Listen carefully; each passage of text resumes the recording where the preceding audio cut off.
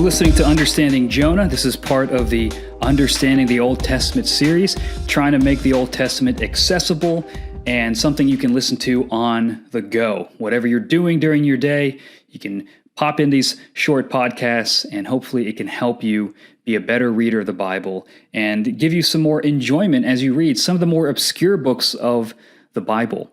But the book we're looking at today, Jonah, isn't that obscure. I think a lot of us know at least the basic outline of Jonah's story.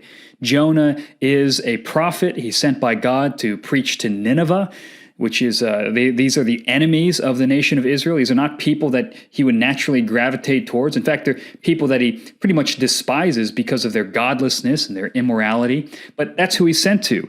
And Jonah, in response, rejects God's call, and he goes the opposite direction. And it is in the belly of this fish that Jonah has a moment where he has to contend with God. Now, remember, a prophet is somebody who is part of God's divine counsel.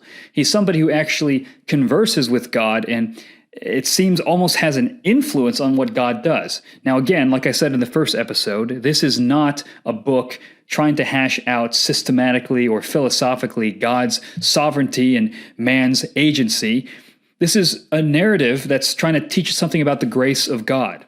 And we need to come to this on its own terms, not trying to force questions upon it. So Jonah here, as a member of God's divine counsel, is struggling with God. He's speaking to him.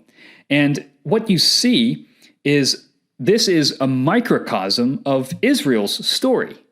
So Jonah cries out to God for deliverance. Well, that harkens back to when the Israelites cried out to God when they were under oppression by the Egyptians. They were in slavery. So the Old Testament is filled with recurring themes. And the Exodus is one of those major themes. So an Exodus is when God delivers a people out of distress, out of slavery, into freedom. So Jonah is exodused out of the sea into a fish. And soon he will be exodused out of that fish back onto dry land. So God does not leave Jonah to die in the open waters, but he uses the fish as a vessel of salvation. And he delivers Jonah from certain death. But he doesn't immediately spit Jonah out. He keeps him in the fish for a few days because he wants to actually deal with Jonah's heart. And Jonah in exile, much like Israel will be in exile in a few short centuries, has time to reflect. He has time to mature a little bit. God has noted that Jonah's reaction to run away from the call of God is very childish, especially for a prophet. So Jonah, in the depths of the sea, in the belly of this giant fish, has no one to cry out to except God. Now, the depths of the sea, this is symbolic. This is something that signifies the realm of death. It's an endless abyss. And the language that you hear in Jonah reflects that. So I'm going to read out chapter 2, and I want you to pay attention to the entombed language, the grave language, the death language that you hear in this chapter. This is Jonah chapter 2. Then Jonah prayed to the Lord his God from the belly of the fish, saying, I called out to the Lord out of my distress, and he answered me. Out of the belly of Sheol I cried, and you heard my voice. For you cast me into the deep, into the heart of the seas, and the floods surrounded me. All your waves and your billows passed over me. And then I said, I am driven away from your sight, yet I shall again look upon your holy temple. The waters closed in over me to take my life, for the deep surrounded me. Weeds were wrapped about my head at the roots of the mountains. I went down to the land, whose bars closed upon me forever. Yet you brought up my life from the pit, O Lord my God. When my life was fainting away, I remembered the Lord, and my prayer came to you into your holy temple. Those who pay regard to vain idols forsake their hope of steadfast love. But I, with the voice of thanksgiving, will sacrifice to you. What I have vowed, I will pay. Salvation belongs to the Lord. And the Lord spoke to the fish, and it vomited Jonah out upon the dry land. So Jonah spending time in quote-unquote exile, And the language that we hear is very death-like. So he's cast into the heart of the sea, and the waves are covering over him. It's like a tomb. The waters close in. The deep surrounds him. He's wrapped by weeds, which reminds you of being mummified. It's almost like he's being wrapped up in cloth to be buried. And the bars are being closed upon him. He's seeing his life slip away before his eyes. And in the midst of all of that, he remembers the Lord. When my life was fainting away, I remembered the Lord. He cried out. And before he was going to die, God swallows him up. God brings him into the belly. He's getting this time to contemplate the error of his ways. And he realizes that he's going to give thanksgiving to the Lord, that he's not going to turn away from the Lord this time. And he says, one day I'm going to see the holy temple again. I know that me being in the belly of this fish is not the end. Now, we see a little glimpse of humility. He reflects upon God's past mercies in hope that God might save him again.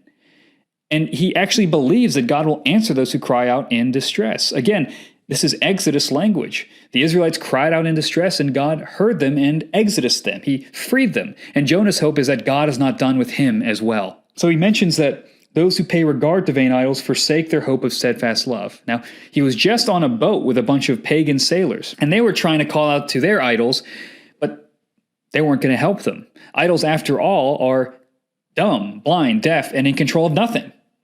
Pagans have to save their idols from burning buildings. Pagans make their idols out of their own hands, but the one true God makes all of creation. He is the master of the seas and of the land and of all creatures. And you're going to see that this has a big effect on the way that Jonah views himself and his call. To worship idols is to forsake the hope of steadfast love that the one true God of all creation gives. Your idols can't love you or help you when you need them. They are not worthy of your faith, but God is. And so Jonah actually begins to shout out with thanksgiving. And he says, salvation belongs to the Lord. It's a gift that he bestows upon those whom he loves. Jonah, at his lowest point, is still God's prophet. He's still God's son, and God is not done with him. Now, Jonah is exodused out of the belly of the fish and put back onto land. And now the question is, will Jonah have a change of heart? Will what he learned in exile stick? Did he learn his lesson? Did he mature? And the same question is presented to Israel. When God brings them out of Babylon, will they be faithful, or will they forsake the Lord again? Now, the same question is presented to us. Will we be faithful until the end? Sometimes God uses suffering and trials to shake us awake from our apathy. And sometimes we are in a period of our own exile when we're wrestling with the Lord, wondering what we're supposed to do, or we recognize the error of our ways and we're still facing the consequences, and we're thinking to ourselves, Lord, how do you want me to mature in this? How do you want me to grow? What are the things that you're teaching me? And we have to be prepared when God spits us out back onto the land. When God finishes his course of discipline and brings us back to a place where we can walk in his blessing, are we going to take it for granted again? Are we going to presume upon his grace? This is what faith is for. God requires that we believe his promises. And faith also is what is the engine for obedience. When God says, arise and go, we should say, Lord, I trust you. I will go. And we have to remember that salvation belongs to the Lord.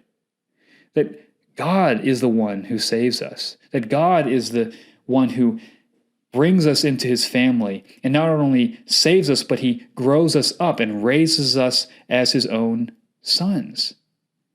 And that he seeks to renew us. And sometimes that renewal comes through a difficult process of discipline. Maybe you're in the middle of a trial now. Maybe you're finding that you are reaping the consequences of some actions that you did years ago or some habits that you've had. Well, it's a time to repent, a time to confess those things, a time to reflect and meditate on ways in which the Lord is changing you and redirecting you. But it's also a time to hope and to rejoice and to say, Lord, you will deliver me. You have delivered me.